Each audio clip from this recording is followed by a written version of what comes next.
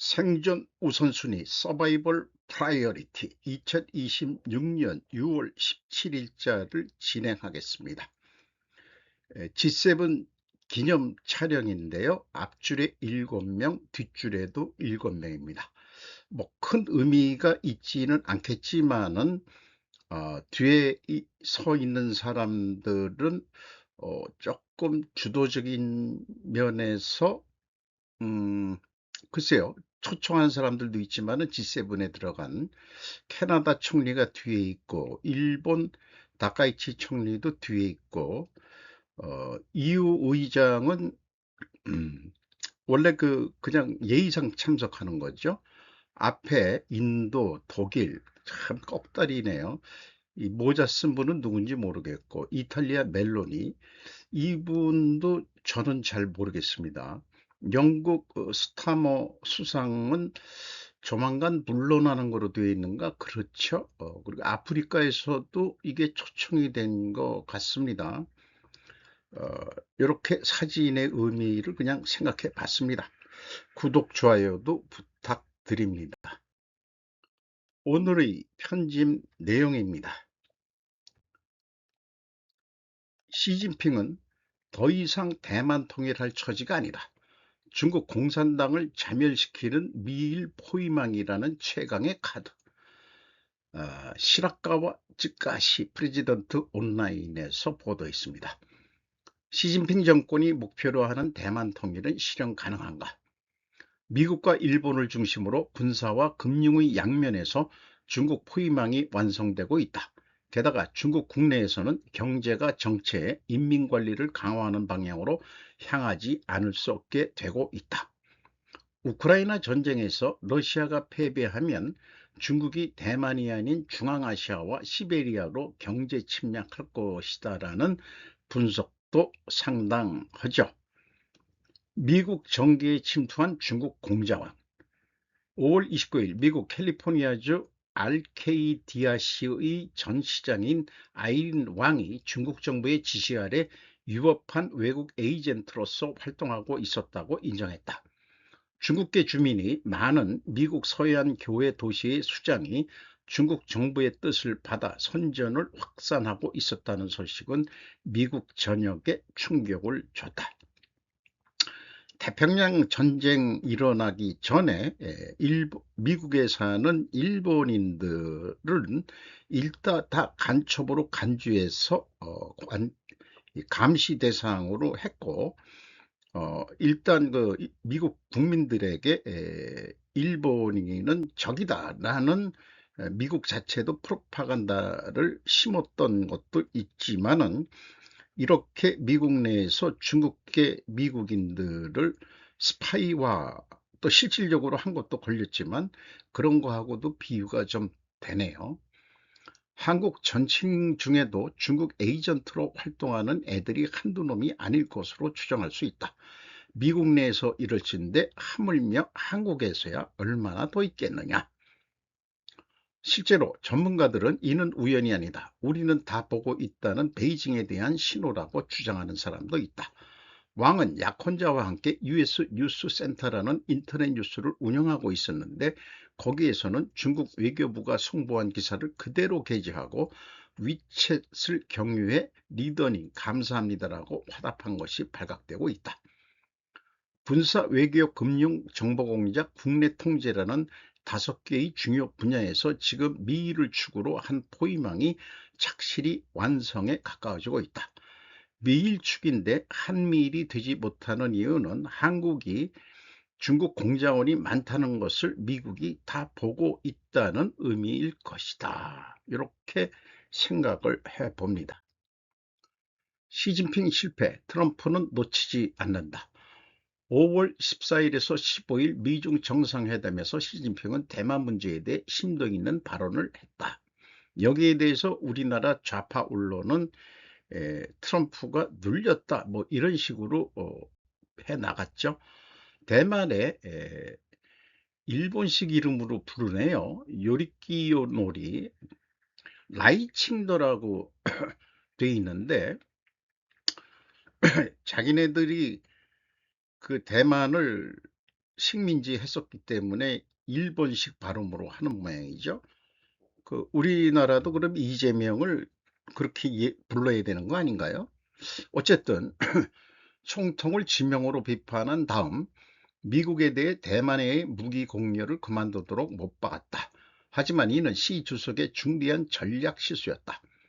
그동안 중국은 대만 문제를 내적 문제로 다뤄왔는데 국제사회가 주목하는 정상회담장에서 스스로 실질적으로 논란의 도마 위에 올려 다른 나라가 끼어들 여지를 줬기 때문이다.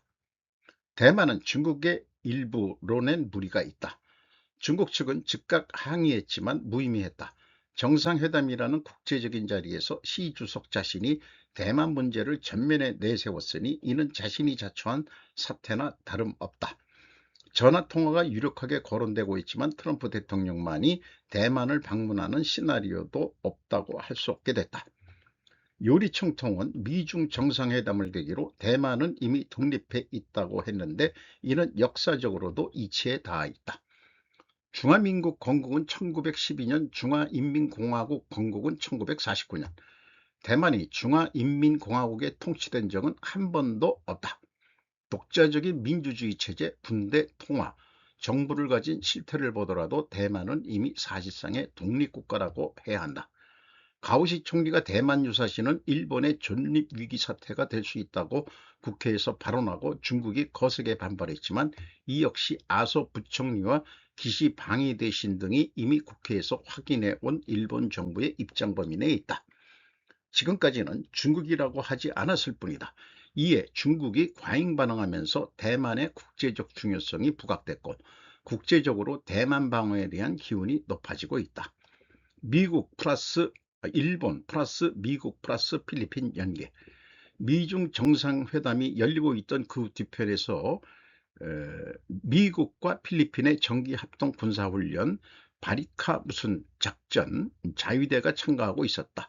육상 자위대 1,400명이 참가했고 엄청 많이 참여했는데요. 이동식 지대공 미사일 운영 훈련 등을 했다. 주목할 점은 미국이 사거리 500km의 이동식 지대지 미사일인 하이머스를 대거 들여왔다는 점이다. 하이머스를 필리핀에 배치하면 대만과 필리핀 간 바시 해협을 사정권에 두고 중국 대륙 연안까지 도달한다.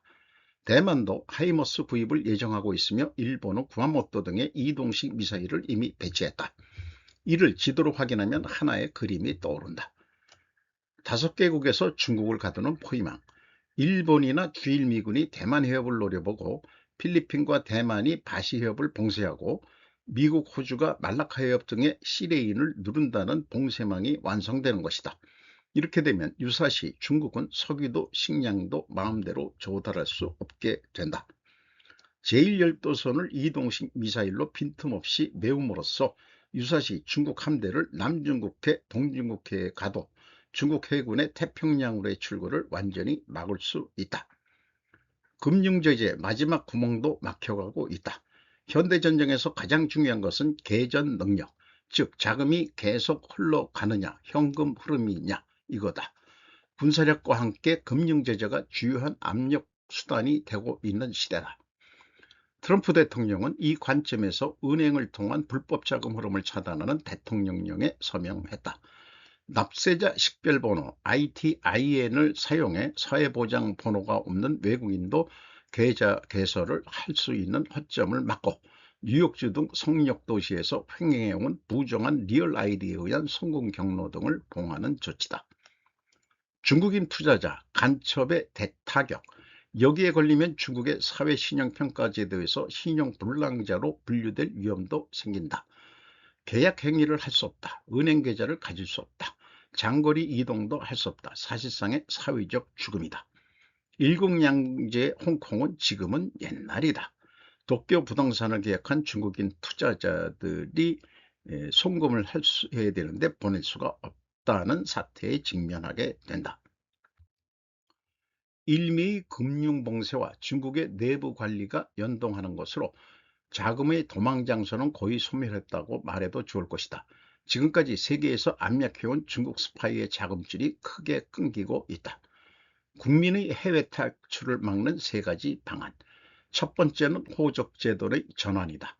농촌 출신이 농민호적으로 도시에 살면서 실태와 기록이 어긋났던 상태를 주소지주의 주민표 관리로 전환한다. 신화사 일본판 중국 2025년까지 도시호적 취득 제한 철폐 완화로 2022년 7월 13일에 보도한 것을 참고적으로 하고 있습니다. 두 번째는 은행 증권 계좌 관리에 철저다. 신용정보 등에서 지금까지 중국 정부가 파악한 인구는 실질 11억 명 정도로 알려져 왔다. 나머지 3억 명이 흑해자, 호적이 없는 아이들의 호적 부실자 등이 이번 관리 강화로 처음으로 정확하게 파악된다. 14억 완전관리 실현 가능할까? 중국의 지금까지의 고도 경제 성장은 이 룰의 느슨함, 즉 그레이존이 윤활유가 되어 만들어져 왔다. 농민 호적인 채 도시에서 일하는 노동자가 있었기에 도농공, 저렴한 인건비로 세계의 공장을 유지할 수 있었고, 토지의 부정 이용을 지방정부가 묵인했기 때문에 지방경제가 돌아가고 있었다. 그런데 그 지혜를 지금 시 주석은 범죄화하려고 하고 있다. 중국 경제의 만성적 괴사로 가는 길. 밖에서는 미일 군사 금융 포위망, 안에서는 인민 완전관리라는 이중의 압력이 중국을 옥죄고 있다. 캘리포니아의 중국 스파이 시장 적발이 상징하듯 정보 공작도 꾸준히 봉쇄되고 있다. 다만 이것들은 중국 경제가 곧바로 붕괴로 향한다는 것을 의미하는 것은 아니다. 내 정의로는 중국 경제의 만성적 괴사, 크로닉 네크로시스다, 이렇게 정리를 하네요. 만성적 괴사. 중국이 그런 상태에 있을 때 일본이 갖춰야 할 것이 크게 3가지다. 첫째, 에너지 안보와 구조적 취약성을 직시하고 핵연료 주기 재구축과 에너지 믹스 강화, 조달처 다변화 등을 서두르는 것이다. 둘째, 미국, 필리핀 연합훈련 참가를 정리하고 제1열도선 방위 네트워크를 제도로서 정착시키는 것이다. 셋째, 제1중국인 커뮤니티에 대한 지하은행 부정자금 유입 감시를 미의 금융정보 공유의 틀에서 한층 더 강화하는 것이다. 중국 포위망은 착실히 완성되고 있다. 그러나 포위만 하면 되는 것은 아니다. 오히려 상대의 움직임을 봉쇄한 후야말로 어렵다. 왜냐하면 몰아간 후에 폭발이 일어나면 중국뿐만 아니라 일본도 무사해서는 미안할 것이기 때문이다.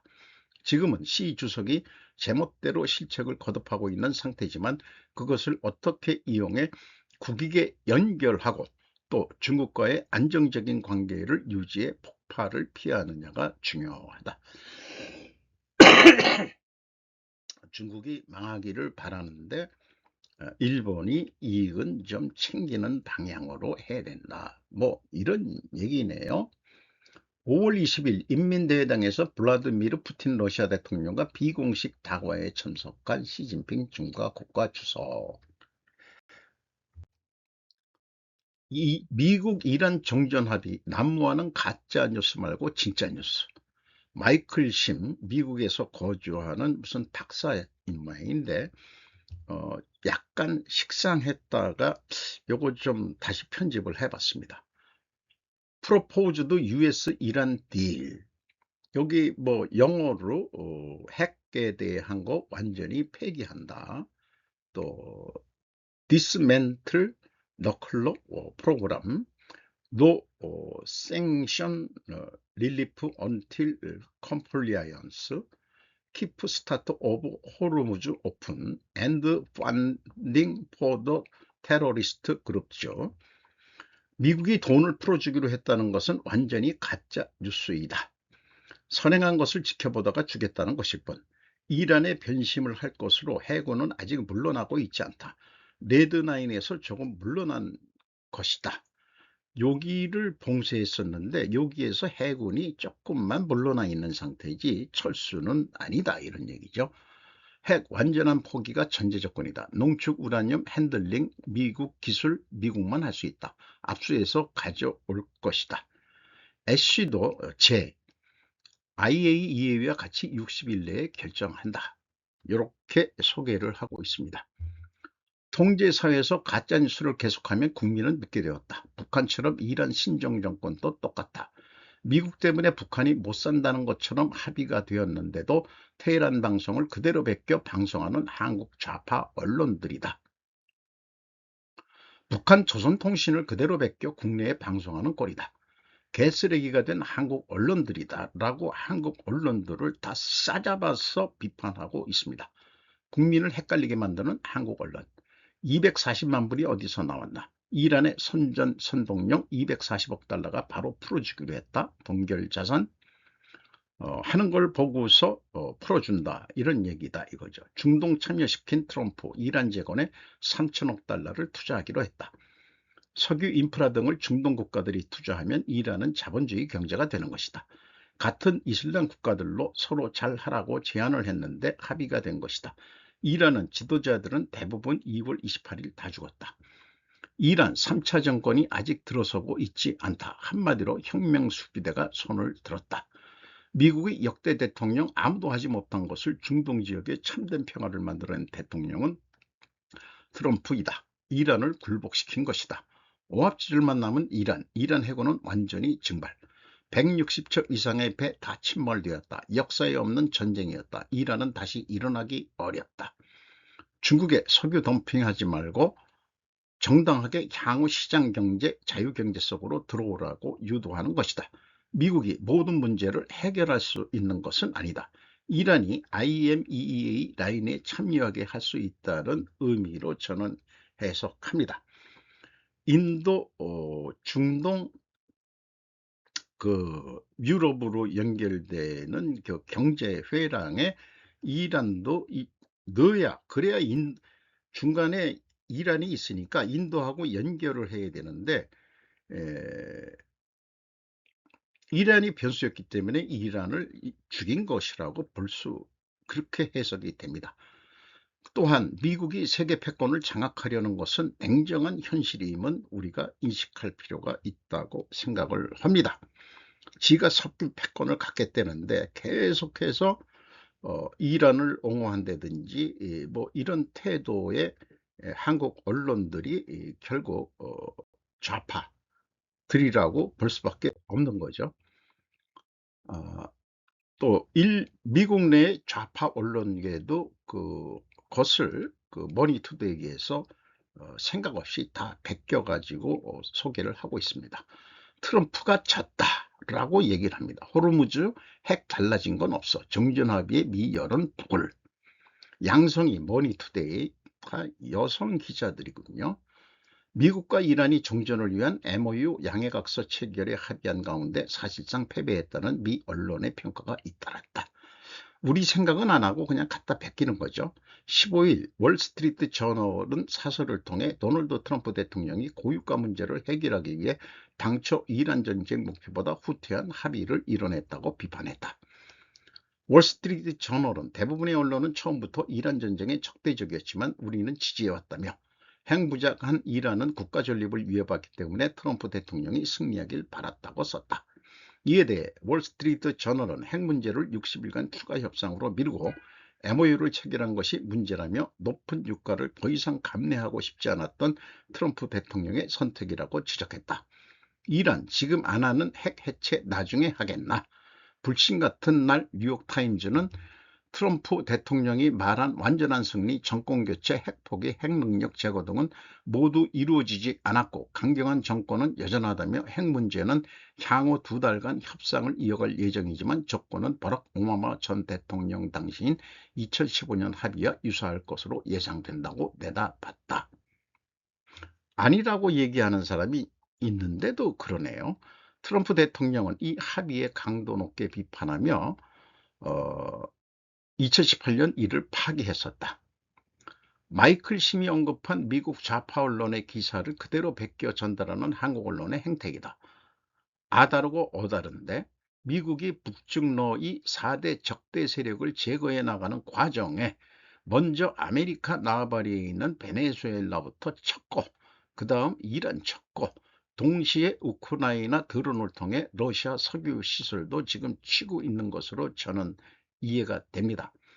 결국 최종 목표는 중국을 치기 전에 분명하게 하는 것이다. 그 다음은 어디냐? 북중러 2에서 이란 치고 러시아 지금 좀 곤란하게 만들고, 그럼 남은 건 어디냐? 이게 조선이다. 이게 정답이다. 그러니까 이란 해결되면은 당연히 조선을 이제 상대로 어떻게 할 거냐가 되겠죠. 3천억 달러 이란 재건기금 타국에 부담 넘기는 미국, 절반 이상 출자 약정. 여기도 보수 언론이라는 조선도 이렇게 얘기를 합니다. 김송희 조선비즈 6월 17일 07시. 미국과 이란이 종전 양해각서에 서명한 가운데 3천억 달러 규모로 알려진 이란 재건기금의 재원을 사실상 다른 나라를 부담하는 방식으로 추진되면서 논란이 커지고 있다. 이렇게 시작을 합니다. 물음표를 좀 붙입니다. 미국, 아시아, 중동, 남미, 아프리카 지역 기업들은 이미 1,500달러 이상 규모의 자금 조달을 동의한 것으로 전해졌다. 소식통은 이 기금이 민간 투자 수단으로 설계되었으며 일반적인 재건 지원이나 전쟁 배상 프로그램과는 성격이 다르다고 설명했다. 또한 미국 정부 예산이나 보조금은 전혀 투입되지 않을 것이라고 밝혔다. 출자를 약속한 기업으로는 한국, 일본, 싱가포르, 말레이시아, 미국 기업들을 거론했지만 구체적인 명단은 공개되지 않았다. 이란의 비핵화 의지는 고농축 우라늄 처리 방식, 우라늄 농축 중단, 기간 핵시설 해체 범위, 국제 원자력 기구 등 국제사회의 사찰 수용 여부와 같은 구체적인 조치를 통해서만 확인할 수 있다. 그러나 이러한 사안을 논의할 본격적인 핵 협상은 MOU 공식 서명 이후에야 시작될 예정이다. 그래, 누가 아니래냐? 한국 언론이 완전히 좌편향, 재고는 주로 중동 산유국들이 부담한다. 수익자 부담의 원칙이다. 이로써 이란은 중동 내 적대국이 아니게 된다. 한국도 혜택을 본다면 투자할 만한 것이다. 과거 우리는 신정국가가 되기 전에 서울에 테헤란로도 있지 아니한가. 순위파와 시아파도 평화를 이룰 것이다. 그러니까 경제적으로 지돈 안 쓰고 중동의 평화가 일어나서 중동 산유국들도 석유를 다시 팔아먹을 안전하게 팔아먹을 수 있고, 이란도 이제 좀 약화돼 가지고 또 그 민간 자본들이 들어가서 그 국유화되어 있는 그 이란 석유들에서 어떤 이점을 한다면은 이란은 이제 힘이 없는 그런 산유국이 되는 거죠. 그러면 성공한 거 아닌가요? 악수하는 손으로 마크롱 찍어내리는 트럼프. 요거 제가 제목을 만들었습니다. 마크롱은 주머니에 손 놓고 이 트럼프식 악수하는데 꽉 찍어 누르는 거고, 마크롱이 왼손을 바지 주머니에 넣고, 이거 그러니까 이게 건방진 거죠. G7 기념 촬영할 때도 손을 또 놓네요. 왜 그랬는지 몰라. 이 대통령 G7 정상회의 환영 행사 참석, 트럼프와도 대면이라는 있었는데, 그것이 그렇게 중요한 건가요? 다른 사람들하고 얘기하는 것은 중요하지 않고, 그 밑에 있는 트럼프가 고개 돌려서 할 때 이재명하고만 대화한 건 아니고, 여기 또 여기 중간에 있는 사람이 일로 내려오세요, 내려오세요. 이렇게 해서 조금 다시 올라간 것 같죠. 얘기 좀 잠깐 하게. 이 대통령 북한 문제 평화적 해결 주도 요청, 트럼프 노력하겠다. 사진상 악수하는 없었다고 보여집니다. 이 밑에 거는 카트에 있지만은 빳빳이 서가지고 형님 앞에서 부탁하는 식으로. 그러니까 북한을, 조선을 치지 말라는 거죠. 북한 문제 평화적 해결 주도 요청. 자식아, 내가 그건 알아서 했마. 속으로는 그랬을지도 모르겠네요. 49년 만에 해체되는 방첩사. 박미소 시사인 6월 15일, 6월 10일 국방부가 국군 방첩사령부 해체 및 기능 개편안을 발표했다. 그리고 12 이상 비상계엄 당시 핵심 역할을 했었다. 국회와 중앙선거관리위원회 병력을 파견하고 정치인 체포조를 운영했다. 방첩사의 모태는 1977년 창설된 국군보안사령부 보안사다. 1979년 전두환은 보안사령관으로 발탁되어 12.12 군사반란을 주도했다. 그런 데를 이제 완전히 여기 해체되라고 했지만은 내용을 보면은 기능을 나누는 거로 되어 있어요. 그 사이버 보안, 이 방첩 방산 관련 정보 활동과 방산 사이버 보안 업무는 새로 창설되는 국방방첩본부로 안보수사기능과 계엄시 합동수사권은 국방부 조사본부가 맡는다. 그러니까 민간 쪽에서 하겠다. 그런 얘기네요. 그 해체라면 아예 없어지는 것인데 그것은 아니고 권한분리로 보인다. 방첩이란 말이 유효하려면 우선 간첩법부터 제정하고 하라. 그 간첩법도 안 만들어 놓고 이런 거 해서 뭐 하겠다는 얘기인지 모르겠습니다. 일본은행 1% 정도 금리 인상 결정. 경기 침체와 물가 상승 두 가지 리스크 신중하게 살펴라. 6월 16일 요미우리 신문입니다. 이 내용은 생략 읽어서 하는 것은 생략하겠습니다. 지금 그 일본은행 총재가 몸이 앉아서 입원해가지고 부총재가 회의를 주관했다고 합니다. 이렇게 되면은 그 31년 만에 제일 높은 수준이 된다. 1%가 우리나라는 지금 기준금리가 2.5%인가요? 근데 이 인플레가 되고 원화 가치 떨어지고 막 그래가지고 지금 우리도 금리를 올려서 시중에 팽배해진 인플레 요인인 통화량을 축소시켜야 되는 거 아닌가 싶습니다. 캄보디아에서 벌여져 사기에 눈독 들인 암흑 알바 60일. 나가야 미노리 마이니치 신문 6월 16일 우리나라하고 똑같은 일을 일본인도 했는데 46세래네요. 자기도 빚이 있었고 유혹에 넘어가가지고 자관 그 여권도 뺏기고 그랬었는데 일본 대사관에 어떻게 도망가가지고 했지만은 결국은 유죄 판결을 받았다는 얘기고 표적이 된 72세 할머니가 2천만 원을 잃는데 사기치는데 이 사람이 또 활동을 했다 이게요. 우리나라도 뭐 이런저런 거로 해가지고 일본인들보다 한국인들 젊은이들이 그 유혹에 넘어가서 이 사기 행각 거기에서 어떻게 잘못되면은 그 죽임을 당하든지 인신매매를 당하든지 또 장기 적출을 당해서 죽든지 그런 것까지 되어 있는데 그 배경에는 중국 산업화가 있다는 게 유력하죠. 일본 청년들보다 한국 청년들이 더 많이 빠져들었었고 일본도 그렇게 당한 애들이 있네요. 유혹에 넘어가서. 요거 템플릿 자료로 만들었던 건데 과거로 돌아가서는 안 된다. 좌양 평준화에서는 그 문제를 해결할 수 없다. 이것을 좀 강조하기 위해서 어, 인용을 한 건데요. 이 페어라고 아까 루인즈라고 되어 있지 않습니까? 그 유럽은 왜 미래 대신 중세를 복원했을까라고 지식 브런치에서 가져왔는데 원래 독일식으로는 이런 거를 그 디자인했는데 유럽 사람들이 나치의 거대주의에 반감 이런 것들이 있으니까 우리 옛날이 살기 좋았어. 그래서 그거를 복원하자. 그런데 이제 그 산업이 먼저 발전했기 때문에 폐허가 됐더라도 뼈 골조 이런 것들은 남아서 복원하는 것이 경제적으로 더 쉬웠다 이런 얘기도 있긴 있습니다. 그리고 유럽은 전쟁과 전체 뒤에는 거부이기도 했다. 복원이라는 게.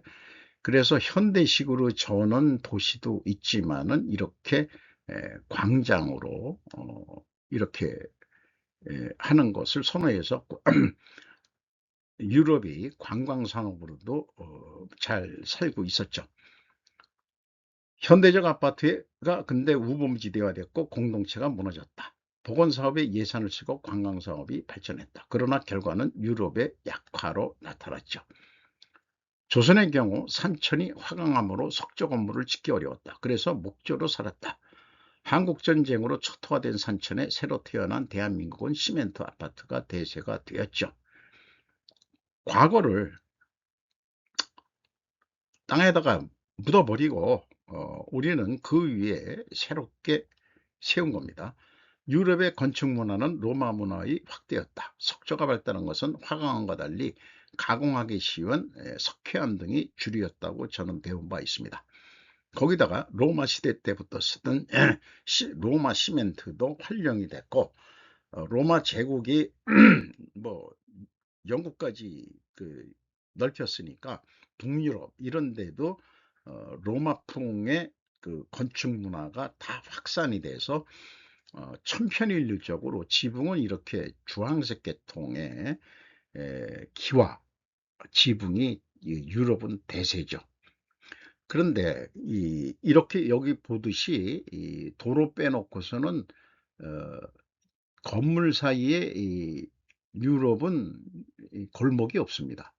그러니까 사람들이 만날 수 있는 데는 이 광장이라는 데가 그래서 발달이 됐는데 이게 뭐 광장이 민주주의의 그게 시원이다 모일 수 있는 데가 있어서. 근데 한국은 왜 광장이 없냐? 광화문 광장 이런 거 있지만은 넓긴 넓지만은 그 광장에서 모일 일이 원래 없었어요. 저도 어디 옛날 책에서 읽은 기억인데 그 마을 동네 치면 이장집에 다 마당이 우리나라는 있으니까 거기에 모여가지고 대화를 하고 먹고 나누고 그렇게 할 수 있는 문화가 있었다고 우리는 생각을 합니다. 그러나 이제 아파트화하면서 우리도 그런 동네에 그런 그 사회 공동체가 만날 수 있는 그런 장소는 거의 없어졌다고 봐야 되겠죠. 시골도 가운데 마당이 있는 그런 집의 형태도 없어졌고, 좀 심각하게 생각은 해야 될 문제는 것 같습니다.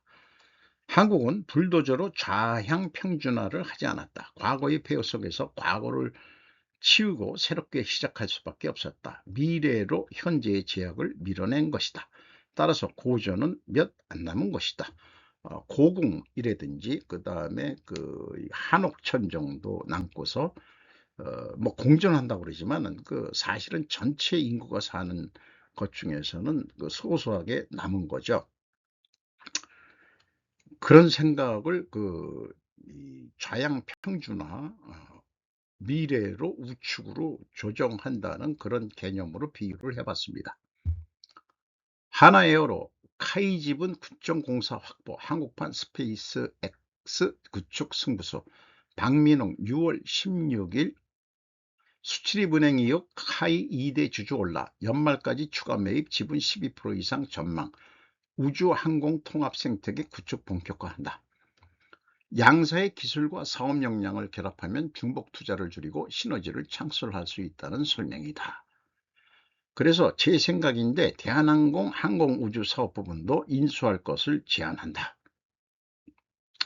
이건 하나가 직접 인수하면 그러니까 카이의 그 경영권 내지 이런데 의사결정에 참여를 할 수 있다면은 카이 보고서 그거 대한항공 항공우주사업부분을 좀 넘겨받는 게 어떻겠냐.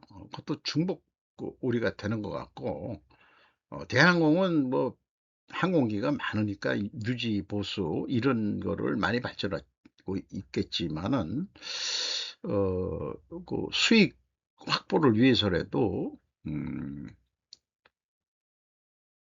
카이가 저는 어, 대한항공의 항공우주 사업 부분을 좀 인수하는 게 바람직하지 않겠나. 그렇게 한번 빅딜을 좀 해봤으면 좋겠어요. 100년 전 조선인 미남매요. 어, 이렇게 그 두 권인가요? 그 머리에 그 양반들이 쓰는 거, 그거 안 한 사람들은 이제 평민이라고 봐야 되겠죠.